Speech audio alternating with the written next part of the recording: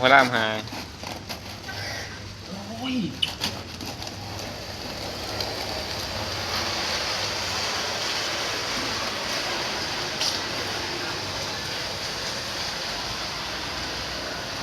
เฮ้ย เรียบร้อยมือหนึ่งพระรามหาเลย เรียบร้อย ไต่ไฟได้เด้อ6 โมงแล้วเด้อ อยากตัดอยู่หรอกมันเหรอตัดอะไรมันบ่ทันเดียวสู้ต่อไปอีกมือหนึ่งพระรามหาได้นี่6 โมงแล้วนี่ สู้ต่อไป เจ๊สิยากสำไรเจ๊สิให้สำไร โคตรเสียนได้ซะนี่โคตรเสียนก็สิตัดเลย อ๋อมือสิได้หาถามว่ามี